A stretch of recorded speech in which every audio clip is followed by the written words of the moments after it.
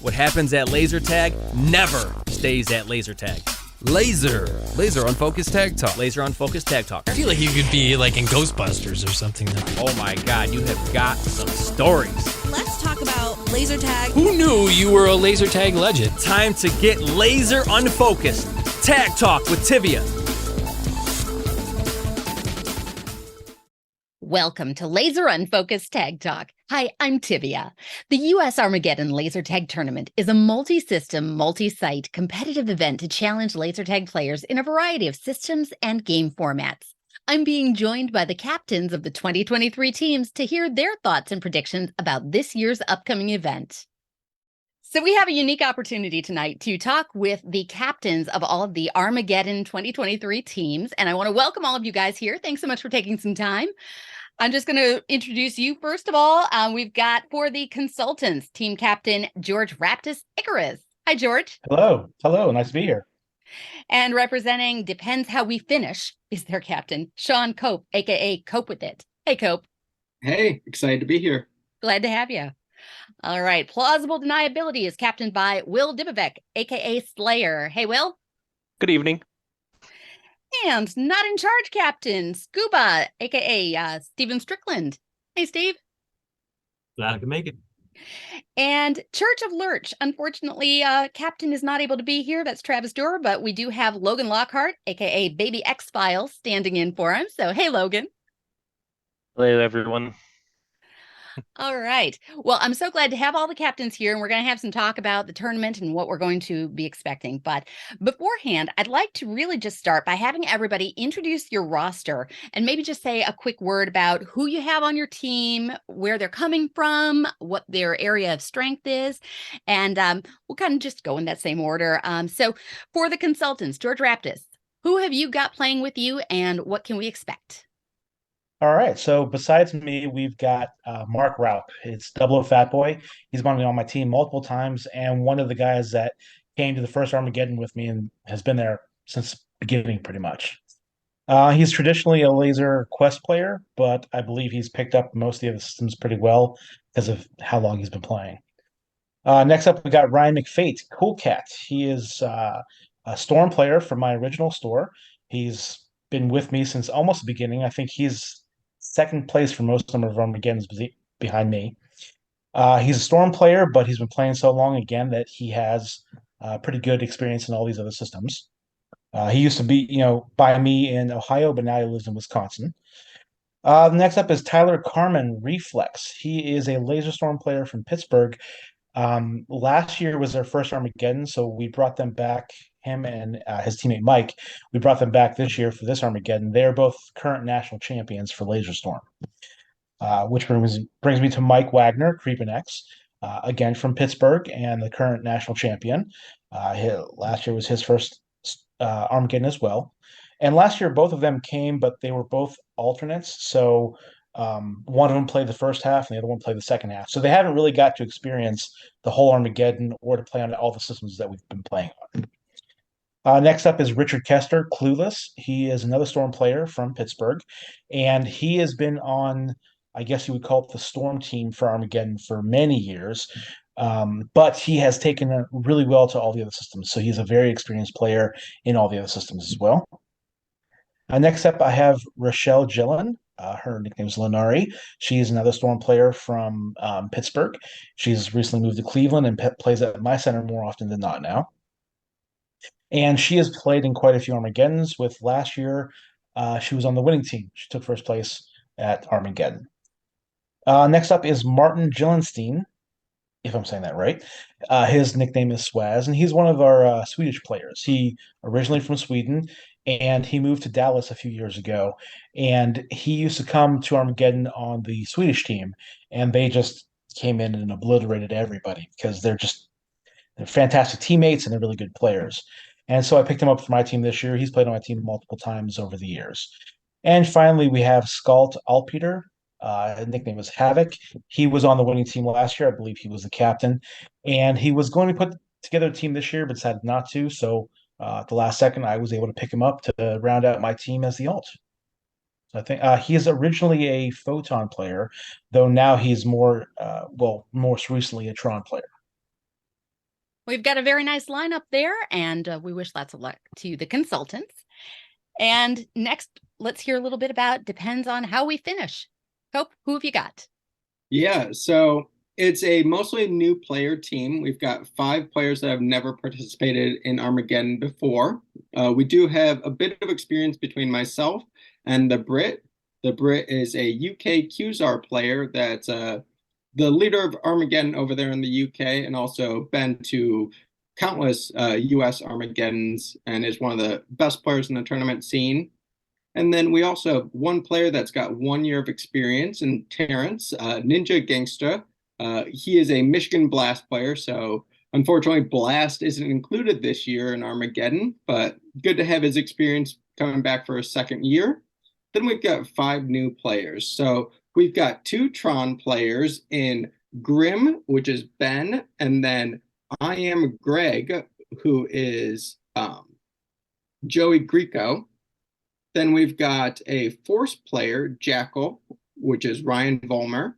And then a Zone player, Lone Wolf, who is Jeff Keller. And then finally, we've got Neon Green Flame, who is Corbin Raptis, George's son. Yeah. Very good. So you've got a very strong representation as well, even including some new players. So lots of luck to depends how we finish. Plausible deniability. Will, who is playing on your team? So I've got a bunch of players that I've played with for a couple years now, but I wouldn't say that I know them well. But we're working on that. A couple of new players this year. Well, actually, sorry, 3 new players this year. So we've got Josh Axtell, Axman, and his wife Rachel, Mama Bear, and their daughter actually Madison, who is Nobody, is her code name. I've also got Cecily. She's a longtime Armageddon player, tag player, many years. Codename Sakura. And then I have Brendan Smith, who joined me last year, as well as Axeman joining me last year. Brendan Smith's tag name is Fenrir.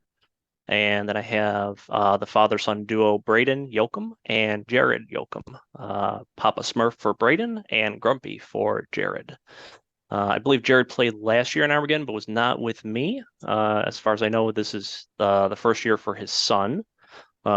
And then again, first year for Madison and Rachel as well. So I've played a lot of Force with Josh, Rachel, and Madison. Very good players. Very good players. I'm excited to see how they all play well together. I played against, I believe it was against Jared actually at one of George's tournaments, one of the Storm minis at George's place. Very impressive. So super happy that he joined me. So, and Brendan actually plays a lot of Force with Josh and Rachel and Madison as well, because he goes to the same Force arena. So all around, I think things are looking pretty good. So. Very good. Nice solid team for plausible deniability, which grew so large, drank its milk, and expanded into a whole second squad. So that brings us to Scuba and Not in Charge. Scuba, who have you got? So this year we've got Cassidy, whose code name is Waz, and she's a Tron player from New York. Played with her last year as her first year, and her boyfriend Chris, whose code name is Cookie, also a Tron player. We have Emily joining us again. She is Shadow Dragon, also a Tron player. And Havoc, which is her boyfriend Sean, and he's a Tron player also. And then Ski Patrol's coming back. That's Dave. He's originally a Quest player, but pretty much cross system. And then we also have Ricky joining us. He's Dark Angel, originally Photon, then Quest and everything. And also we have Dallas, who's Sandman RD, who's I think originally Photon and then Tron and now everything. And we've got you also as our Zone Force ringer. The laser tag orphan who goes around and plays anything, anywhere. Pretty much. Very good. So that's our team Not in Charge. And so Logan, can you speak for Church of Lurch? Yes, so we have our fearless captain, Travis Durr, the Jaeger King. He is a laser quest player. We also have the ever famous Greg, RNT, our resident Qzar importer, Qzar player, all around a pretty decent player. We have Nathan Aztec, the owner of, and I'm going to butcher this. Is it Kinetics? Kinetics. Kinetics. A foresight. He is originally a Storm player and been playing Armageddon for quite some time. Bill Cooey, Jabber, Darklight player originally, but a Storm convert. Stefan Lowe, Lurch. Honestly, the only person on the team I don't really know too much about his backstory. I played with him at one Armageddon, probably about like 6 or 7 years ago, and that's all I know. Ryan Pellet, the Fiesta, he is a Laser Quest player as well. And then Cody Collins from Syracuse, he is a Laser Force player joining us as well. Very good. So what I love about the teams this year is it sounds like there's a really nice mix, different system strengths and a lot of new players. So this is going to be interesting and I'm looking forward to this. And let's just talk about tournament time. Now, this year it is all about location, location, location. And this route is going to start with Kinetics in Bellport, Long Island for Battle Company Tactical, Laser Force, Qzar, and Laser Force all in one day. Then the second day will be Laser Alley in York, Pennsylvania for some Delta Strike. And the third day, Ultrazone Ben Salem for Zone and the Works in Wyomissing, Pennsylvania for Lasertron that final day. So let's pick that apart. And this is just roundtable, so anybody feel free to jump in with some thoughts. But what does everybody think of running 4 systems back to back for one massive day to start? Likes, dislikes, pros, cons, or is this why it's called Armageddon? It's going to be a long day. Yeah, it's going to be a long day playing all 4 systems for sure. I think Nathan's got a really unique arena setup where it can be divided into 2 separate arenas or be combined into one larger arena. Not sure what the game plan there is, if they're going to split it in half for some of the systems or if all of the systems are going to be played in the larger arena. If anyone knows that, that may be a good thing to talk about. Last I heard, they were still deciding whether Storm was going to be full arena or a partial arena. So I don't think the decision's been made yet. But this isn't the first time we've done 4 systems in one arena. And like Sean said, it makes for a very long day. You're at the same place for a very long time, and you're going in games back to back in multitude of systems. Do we like this? Do we have mixed feelings? I like it in the sense that it gives us more days with things to do because we get 4 systems done all at once. So we're going to have another day with one system and then free time. But it can be really long and drawn out that first day. So it's kind of it can go either way. I do like the end result that we get, but it can just be for a very long, and we don't always previously we didn't have food arranged for properly, so it was kind of like, oh, hey, we've been here for 8 hours already and we're going to be here for another 6. Well, what are we doing for food? So things like that can be a little bit taxing. So Yeah. have the captains heard about food? Are we going to have to fend for ourselves, or is there a plan? Not that I've heard. Okay. So I have We similar. have a week. Yeah. Well, but Nathan has a restaurant, right? No, Oh, no, I think he does delivery from somewhere. Well, okay. down in that area, they all do the Uber Eats, so Yeah. none of us will starve. I'm sure we'll Anybody be else fine. have opinions though on the course of that day? Things pros or cons to it? Yeah, similar to George, it's going to be dizzying because of the amount of time that we spend there. It can be advantageous though, during the games because you are playing the same arena. So like your sight lines and the way, tactics can sometimes be similar. And a lot of tag in any place is knowing the arena. Knowing it better than your opponent can give you a huge advantage, all the other things being equal. So pros and cons, but yes, long day. So especially if the food question has not been answered. So That is true, but it's important not to lean on your knowledge of the arena too much. It's happened before where we've had, I think it happened at XP Lasersport, where we would have the Tron, or I'm sorry, we played Photon followed by Storm, and the Photon guys were very confident that they would do really well on Storm because they knew the arena so well. and that was not the case. So yes, it is an advantage to know the arena really well, but don't rest your laurels on that. I think it's That's also interesting that it's a newer site. Most of the players in Armageddon don't consider this their home site. So whether that advantage for players that are familiar with it is gone by the end of the day in the last system, or if it even has an advantage at that point across the different systems. It will be Right. interesting. And as a player who has been there before, I can say that because the theming is fairly consistent all throughout, you don't have reference points to call out the way you might in, for example, an arena with at Ben Salem, you can call out the color points or the different base things. So it'll be interesting to kind of get bearings for everybody, even those who have played. But it's a very cool arena, and I think a very unique space for what we're doing this year, which of course includes the importing of systems. And so I'd love to talk a little bit about that. Importing of systems is kind of a unique element to Armageddon that is completely driven by the players who have such a love for these legacy systems like Qzar and Laser Storm, and they've figured out how to keep these systems alive and move them around as needed, so we can play even when there isn't a site available. And this might be a place to start with Logan. Maybe you could speak to what goes into making these systems workable, because I know you're very much involved with that end of it.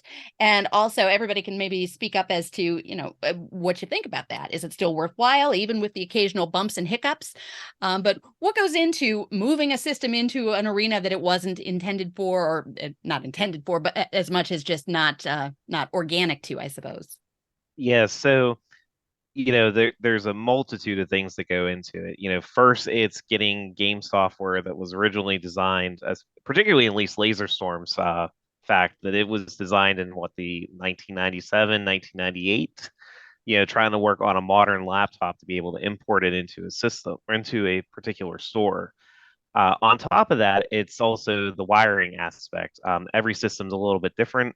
A lot of the newer systems are wireless, so we don't have as many issues. But with something like Laser Storm, we're running, effectively RJ11 cord all through an arena, trying to find drop points, trying to find power outlets, things along those lines. For those of you that have played Armageddon before, you know that in my Laser Storm setup, I've made like little boxes that light up so you can see where the energizers are at.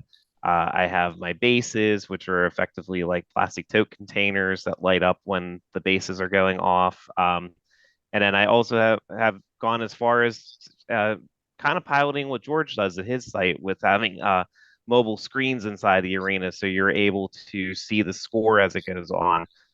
In some systems, you see it on the back of your phaser or the gun. Other systems, there's a scoreboard up on the wall, or if we're old school Laser Force, they just reads it out to you.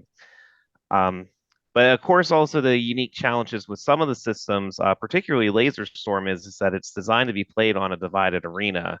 And that's always the challenge that we have with Armageddon is, are we able to divide Storm into a proper arena that the Storm players would play on? Or do we do it as an open play, which kind of, is its own thing? Now, I know Nathan had intentions of being able to play multiple systems right from the get-go in building this and took those things into consideration. So from what you've seen of the map, does this arena lend itself a little bit more easily than maybe some others that we've tried to import it to? I think that he's done a good job of laying out the arena. Of course, it's kind of as we talked earlier, I think it's going to end up being a game day decision on how it's ended up being run.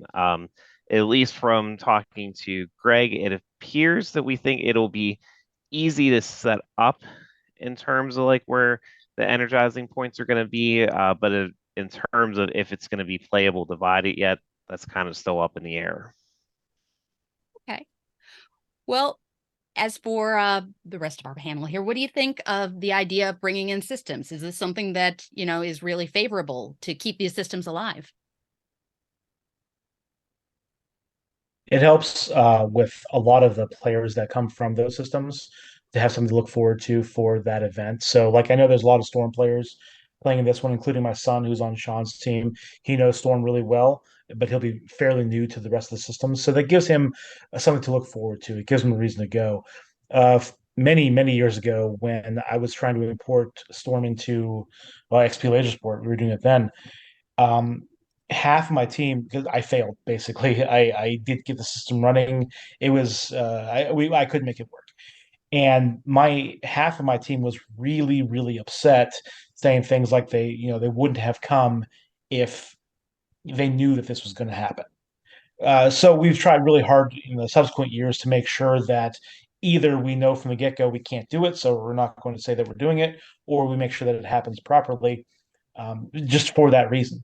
Now, do you get the full experience you would if you played it on a center that had that system? Most likely not. It could be different on Nathan's arena because, like Logan said, it was set up to do multiple systems. But more often than not, that's not the case because while Storm can be played non-divided, in fact, most centers out there are not divided anymore. The tournament players that play continuously play our tournaments on divided arenas. And it can be very difficult to take a standard traditional arena and separate it in half in a feasible way where you can play good competitive games. We did, however, just do that last year at our national tournament in Utah, where the center was a non-divided arena, and we went through there and made it divided. It is, however, something very difficult to do on paper. So even with last year, we couldn't figure out a design until we got there and said, "Oh, here's how we should do it." Same thing is kind of happening now. We're hoping Logan get it there a few days early, see if he can figure out a way to do it. If not, we might not be divided this year. Well, on behalf of the tournament community, I applaud you guys for being able to do all the technical end to make that so, because I know for me, when I was first experiencing Armageddon, it was my first time touching a storm pack, first time experiencing Qzar. And I think that it's really wonderful that we have these opportunities to go outside of our comfort zone. And that's what's really cool about having these players from all different systems. And some systems that you might say we don't have any particular base in a scene, which leads us to several of the systems that we have played have formats already established that Armageddon uses, but not all of them. And so I'd love to talk a little bit about the game formats and what we know of what will be incorporated for Delta Strike, for Battle Company, and though Lasertron is more familiar, there are choices there. So do we know anything about how we're going to be doing a game format for Delta Strike at this point? We were actually just talking about this today in the admin group. We don't know what options are available to us right now. There's a Delta Strike close to me that we've been to a few times, but it's not the pro version. The pro version is the one where you have access to all the game settings, you can change stuff. The hardware is the same, so the guns can play the same, but we don't have access to play with all these features that it has for that. We know a few things. We know that when you're hit, your packs have a certain amount of armor. So when you're tagged, the armor level goes down, but you're still able to play. And so you don't go down until your armor is depleted. And from conversations I've had with Travis today, getting tagged doesn't earn anybody points. It's deactivating you. So you've got somewhere between 2 and 4 hits worth of armor that you have to go through before the opponents can score a point on you. But if you get out of the line of fire and hide after, let's say, 1 or 3 hits, depending on what its setting is, your armor comes back up. So after a few seconds, you're back to full power again. Mm-hmm. And I don't know if Delta Strike will have bases. This is actually a brand new install we're going to. This is a center that's getting Delta Strike installed days before we get there. That's exciting. And they're actually going to have, I think, 16 player units, which our Armageddon games are 8 on 8. So we're going to use all their packs. And Delta Strike is being courteous enough to send 4 extra packs just in case anything happens. But the packs will definitely have that new pack smell. They'll be fresh off the assembly line. But the bad side is that the local people running it, the center, isn't going to have that much experience with the system itself. So we're going to be kind of leaning heavy on Delta Strike. We're actually trying to get in contact with them right now to go through these things and try to figure out how the whole thing's going to work. So no, we don't really know what we're doing yet for that system. Well, it's terrific that there's some manufacturer support in trying to bring in something new that hasn't been a staple of Armageddon. So what do we think of that? Any opinions on playing Delta Strike as a fairly new system in the mix? I think it's kind of exciting, if I'm being honest. It's one of these systems that has been around for quite some time. I don't think we really have any formal Delta Strike players in the U.S. Armageddon scene, and they seem to have always been receptive. The couple of times I've been to IAPA and have talked about it, they've always been like very engaging. Like, when are you guys going to go? When are you guys going to go? When are you guys going to go? So I think it's fantastic that we're finally taking the leap, especially with the route that we have and some noticeable missing systems this year, such as Blast. So I think it's a good compromise for everyone. I agree. Any other thoughts on that? The only reason we haven't included them in the past has mostly been because we haven't had room. There's been, we only have so many days we can run this tournament in, and there's always all these systems that all the current players want to have, and we don't have any current Delta Strike players. So there's nobody there pushing for their system saying, hey, let's make sure we include this. So the opportunity to add it this year is great. I love having neutral systems where nobody knows what's going on. It really tests the player's ability to adapt to something new, to figure out what's going on. So I'm really excited to play something new this year. Well, I agree with that. And I think the same might be said about Battle Company as our tactical system. So I didn't hear anybody mention tactical players on their rosters. What do we think of Battle Company? And do we know anything about the formats we're doing there? We've had a up and down experience over the last few years with tactical systems. Some of them played outdoors where we had to drop the system because the arena obstacles were blowing away in the wind. So tactical has been a mixed bag. I'm unsure how it's going to play out this year, but I know we've got the people bringing it in are experienced with it, former Armageddon players, former tournament laser tag players. So hopefully it'll work well this year. And I'm just going to say I'm referencing it as tactical only because that's how the Armageddon scene has. I know Brian would much rather I call it modern laser tag. But we're all referencing it as tactical, and it's sort of the import with a different kind of representation because we're doing headsets with the phasers only. There's no vests involved here. That's correct. Yeah, I'm pretty sure Mark's system is the head, like the ring that goes on, and then the phaser itself. So yeah, I'm pretty sure that's what we're playing. But right, I'm a big fan of the system personally. It just seems like something always goes wrong. Not necessarily equipment related, but just like Cope was saying, just something's always not right. So we've never had a good solid experience all the way through. So sure. I actually feel that we've had some good experiences with this particular system before.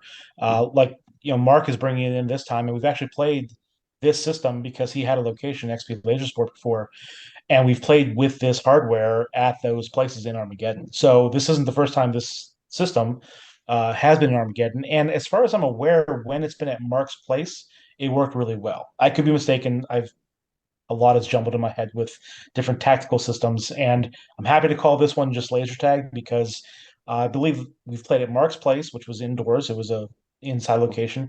We played at a place in Indiana, I believe. I believe it was in Indiana, and that was also an indoor system. So to me, this system is almost not what we would consider tactical. It is more of just laser tag, I'll say. But when we played in Indiana, I believe there were some gun settings wrong. At least that's what a lot of the players were playing about. Because when you have a system that's made for indoor and outdoor, you have to change the gun settings if you're indoor because it's too powerful. You're maybe playing in the sunlight and there's no sun to tamp everything down, so your shots ricochet off of everything and bounce everywhere. I personally didn't have a problem with it. I felt like the system was great. I love playing it then, but I do know that people did have problems with it. So Mark knows how to deal with all that. He will have it set up properly. So it's another system I'm excited to play again because there's not too many players that have that as their home system. Though a lot of Mark's players from his center, it did close down a while ago. But since he had that system there set up, a lot of his Tron players were playing there and started to get pretty good at it. So they might not claim that as their home system. I think they claim Tron, depending on who the player is, they might claim Photon.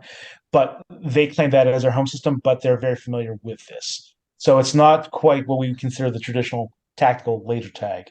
It's more of the systems that we're used to. Right, using the Battle Rifle Pro, and so that will be, I think, a good experience to have all the way around. And not that not that they come with vests, but I just making the point to you go from the new vest smell to no vest whatsoever between those two systems, and so really changing things up and changing things style wise, which brings us to a system that has gotten a lot of discussion this year, Lasertron. For various reasons, I know that there's been some discussion, and has there been a landing on anything as far as the formats of that, or anything we can speak about as to how Lasertron is going to play out this year? So it was kind of up in the air because we could not get a center locked in for quite a while.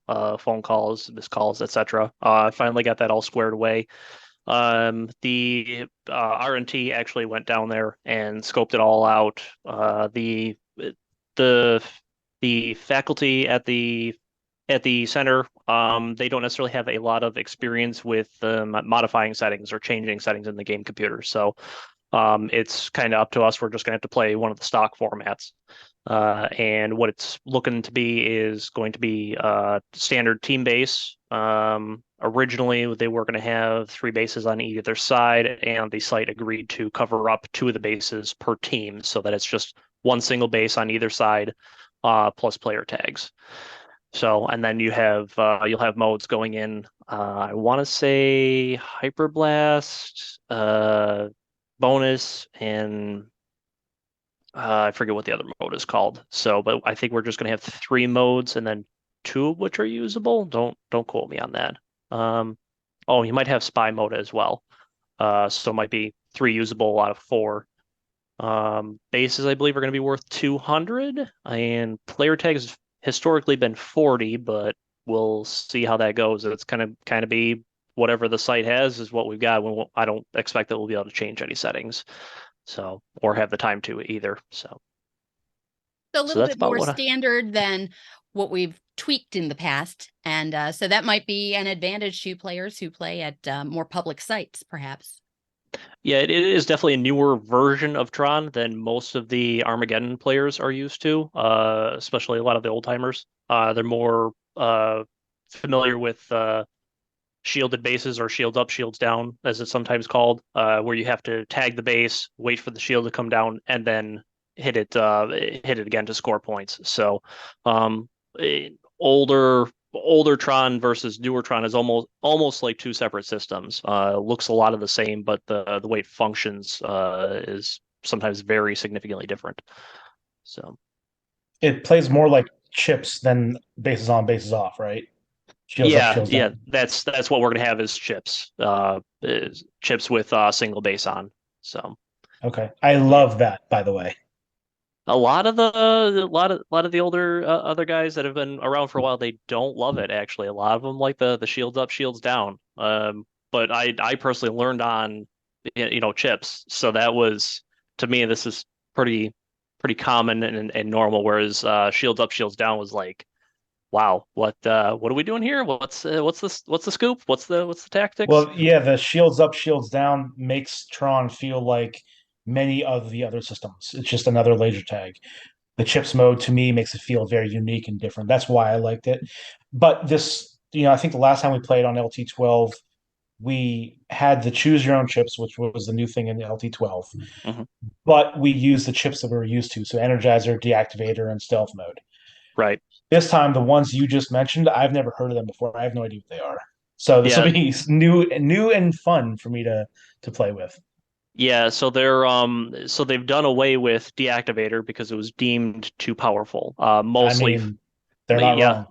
Yeah, mostly for public play reasons and stuff like that. I think there's Hyperblast and Rapid Blast or something like that, and one of which is just you shoot faster. Whatever they want to call it. So rapid fire, etc. And then one is similar to Deactivator, but it doesn't completely drop a player on tag. It removes more health units per tag, but doesn't completely drop a player. So instead of just removing 1 health unit per shot, you're removing 3 or 5, I think, per shot, something to that effect.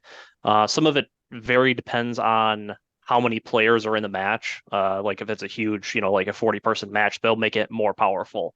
And if there's fewer, 8, 10 people, then they're gonna tone that down a little bit. So, but they'll also reduce the amount of available lives as well, is typically how they run it here in Buffalo. It kind of fluctuates and flows. So,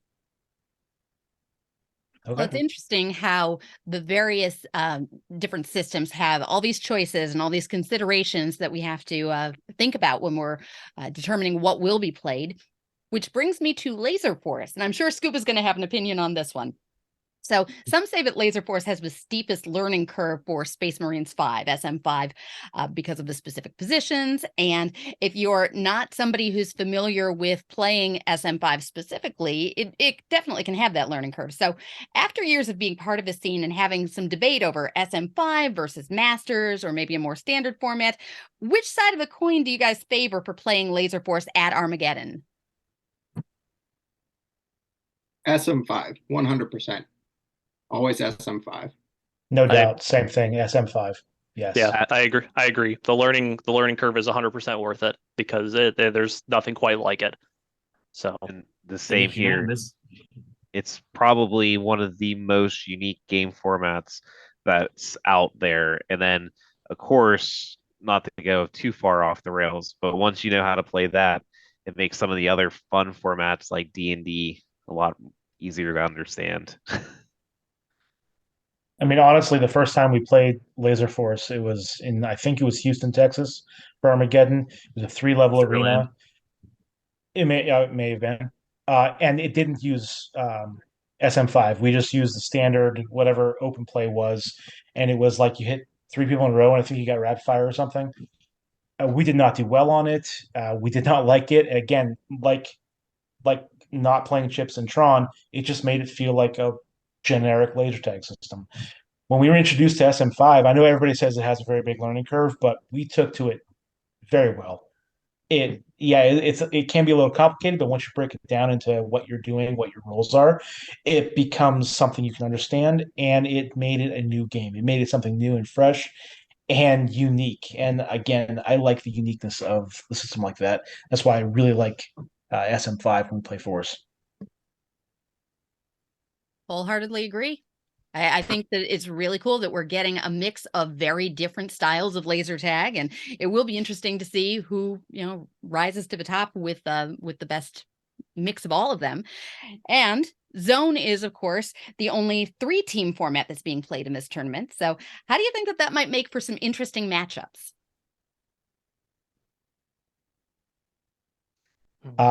When we've played the 3-team versions, because we've done that in more than just Zone before. I think we've played multi-team versions in some form of Lasertron way back in the day when we played big tournaments for them. I never really liked having more than 2 teams in a game at once. So, same thing for Tron. So much of it depends on what is out of your control, what another team is doing to another team. I don't particularly like that, but I mean, I'm in the minority. I know a lot of all the Zone players play like that. That's how they play the tournaments, and that's how it's done. So I respect that, and we play it to the best of our ability. I do enjoy the system, but the 3 teams kind of just throws me for a little bit. I am a fan of 3 teams because it is different than the other systems. Yeah. Zone does their tournaments with 3 teams in the arena. It gives a whole different game set where you have to focus on how your team is scoring, how the other teams are scoring, and then changes up strategy much faster in the games because there's so many people moving around, so many different things to focus on, that it just makes a completely different game than all the other systems with just 2 teams in the arena. Yeah, I agree. It's a very different game. So for that uniqueness of it, I do like it. I suppose I can't get my head around it, so it's hard for me to really understand what I'm supposed to do in the game when I feel like, I did really well, my team did really well. Cool. We come out and like, oh, no, we didn't. We didn't do good at all. And so I just played at Armageddon. So it's not like I can experience playing it with the really good players and, on multiple times all the time. But just playing at Armageddon, it is hard for me to wrap my head around. But I do like the uniqueness of it. The Yeah. stun DIAC element also makes this very distinctive from all the others as well. Each one has certainly their own traits, and so it's kind of cool to be able to experience that because it's one other level of layer to what distinguishes one system from the next. Anybody else have any thoughts on Zone? It makes it a little more complicated when you're going from 8 versus 8 to 8 versus 8 versus 8. So you've got that whole extra team to deal with and keep track of.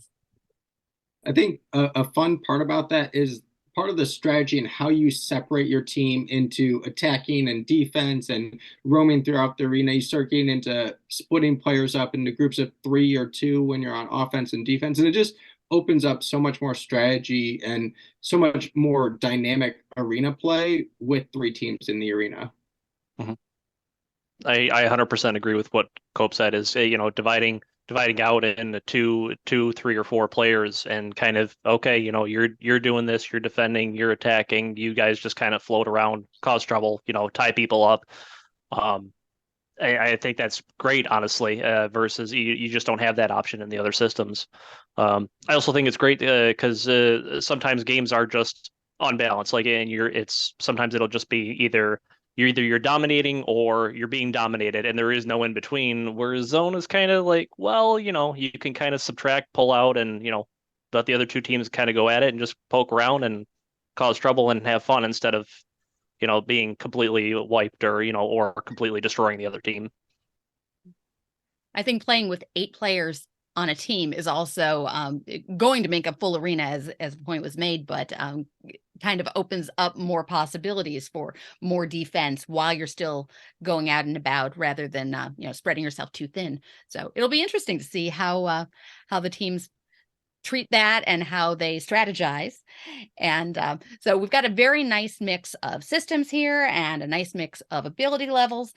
So I'd love now to just kind of talk a little bit about Armageddon and some philosophical thoughts on it. Would you all have an opinion on, would you rather play a route with largely familiar sites in a region where Armageddon players have likely played before? Or would it be more interesting to explore some sites in a region where maybe most players have not already played? We typically have had things kind of hovering in the northeastern part of the country, but maybe some of the players who've been around a little bit longer have some perspective on that. Well, I have been around a while, so I'll give a little bit of perspective on that. Yes, I would love to go to places we've never been before. I would prefer that by far. However, logistically speaking, it's very difficult to do that, to find 7 or 8 centers that can handle what we want to do, that have at least 16, if not 20, good working packs that are tournament worthy in a center that's big enough to handle 8-on-8 games. That's a very difficult thing to find. And in the early years of Armageddon, we had some very bad experiences with systems that just didn't work, that couldn't handle us, that we just couldn't make them work. We ended up dropping a lot of systems. Me personally, I'd like to take that risk. I would like to go to places we've never been before, take the risk on things that might not work out. If they don't work out, they don't work out. But that's just me. And I know that having a quality experience can oftentimes be more important to people than new experiences. I'm on the other side of that debate.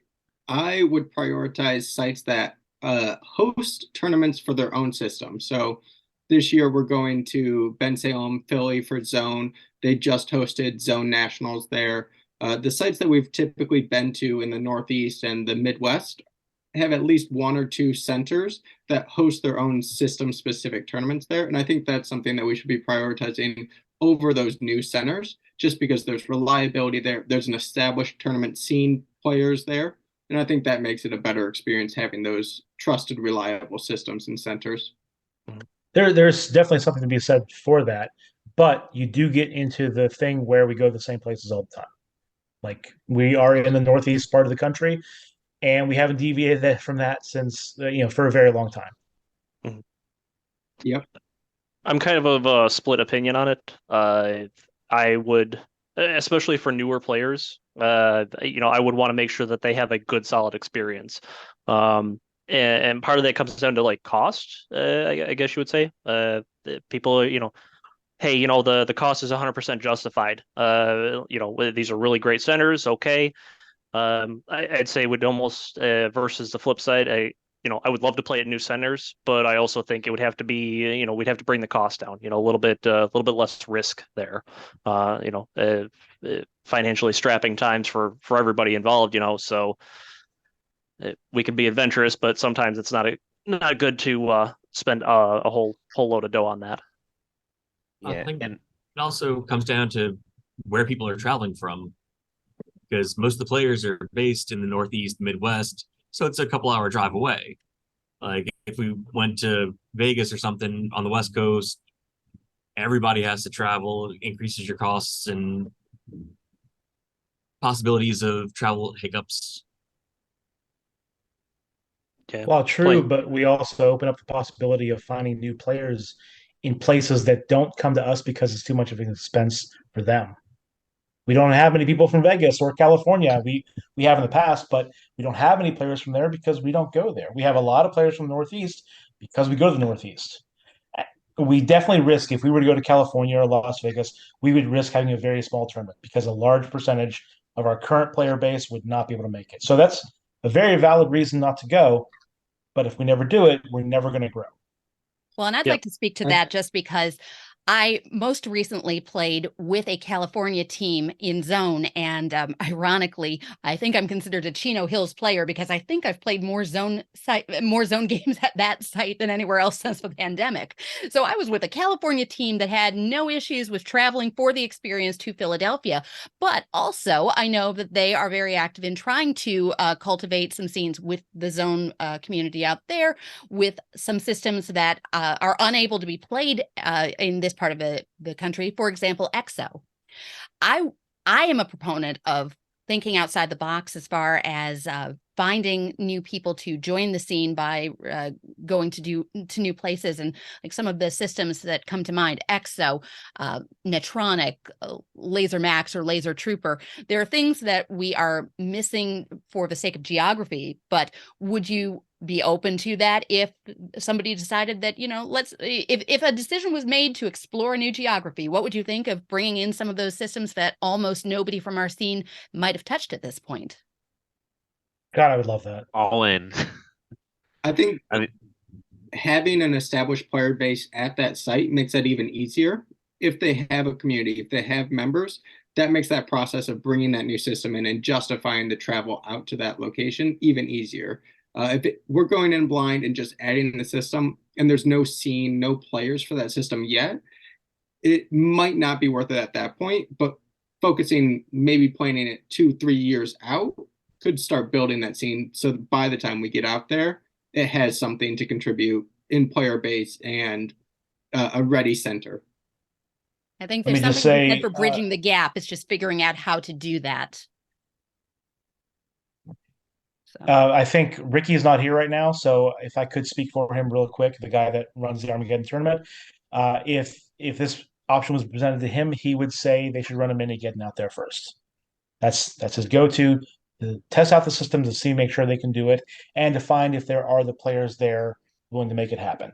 So if they had a small 2-day event where they went to different centers and played a little mini-geddon, that would definitely go a long way toward convincing people to host out there. Mm-hmm. Point well taken. And I think having experienced some mini-geddons, that those are just wonderful training grounds all the way around, not just for experiencing different sites, but for new players to dabble and get their feet wet. So yeah, point well taken on that for sure. So in that vein, I suppose, as far as, growing the scene, I'd love to know from each of you, what is the draw for you? And perhaps speaking for your teammates as well, I mean, what is the draw that makes you want to play an event like Armageddon? Want to play against the best. Yeah. Playing at your own home center, I mean, there's only so many. If you don't have a lot of transient population or, a huge pool of regulars, it can get stale, for lack of a better word. Going Armageddon, I mean, it's the best Tron I'm ever going to play anywhere ever, generally for most years. So nice variety, new center, the works. Well said. For me, I've never considered a single system to be capable of growing too big because there just aren't enough players from a single system to do that. Besides maybe the zone players in California or Australia. I always thought of Armageddon as the place where all the players from the different laser tags could come together to compete. So it always had a bigger base than any single laser tag system could have. So that's why I've always played it. Now, I've been playing since the year 2000. So what is this, 23 years I've been playing now. I go every year to see my friends because I've made so many friends along the way. But for people like my son, this is going to be his first year playing. He's going for the experience and to try all these new things that he's never tried before. He's played Laser Storm and a few other places that I've taken him, but now he gets to play on a at least somewhat competitive format on a whole bunch of different systems at once and try to taste everything at once. Love that. Cope, what are your thoughts? For me at this point, it's definitely about the people. I've made so many great friendships over the years playing in Armageddon and playing on these different systems. And so the people is the biggest reason that I keep coming back. Love playing laser tag. There's a lot of competitive games, but the people and the experience of Armageddon is what really brings me back. Yeah, I've got to agree with Cope. It's the community and all the old players helping new players on the new systems that they're unfamiliar with, and just it's a great community. Definitely. And Logan, and it's the same for me too, as I was sitting here thinking like, oh, I go for the competitiveness, which that was the case when I started playing in 2010. But now it's just for the people. I've met people from every walk of life, all across the United States, all across the world. And it's just we're this tight knit community that looks out for each other. And I just, at this point, it's like, well, I enjoy the laser tag. I might be sitting here right now, staring at my Laser Storm computer, getting ready to panic about getting everything ready for Armageddon, but it's the people. That's why we come back. Definitely. Very well said. All right. Well, on that note, I think it's prediction time. And so I'm going to ask each of our captains here to make some predictions on paper, and then we'll go around and we'll say the answers too. But the one rule that I have for this is that I'm going to put some categories to you, and you can select any team except your own. So write down, if you would please, and show the screen what team, which of the other teams you feel this applies to. So everybody ready for their predictions? Mm-hmm. All right. I'm going to say 3, 2, 1 and hold up your answer. Which team other than your own do you think has the best shot of being the first place team this year? Okay, hold those up, guys. And Logan, we don't have a visual on. So Logan, I'm just going to ask you, which team other than your own? I would say the consultants. All right, we have another vote for the consultants. We have 2 votes for Church of Lurch, and we have 1 for Not in Charge. And I just did that wrong because you guys were going to tell me your own answers. So everybody tell me your own answer. George, what was your pick? Church of Lurch. Slayer, what do you think? Not in Charge. Scuba. Church of Lurch. And Cope. Consultants. They've got the most experience and they've got a really good team this year. Very good. We're That all was really practice. old. Well, that was our practice round for holding up the signs and doing this match game style. So next question is, which team other than your own do you think has the greatest wild card player on their roster? I'll give everybody a moment before I ask Logan. What do you mean by wild card player? What do you think I mean by wild card player? You can interpret that however you want.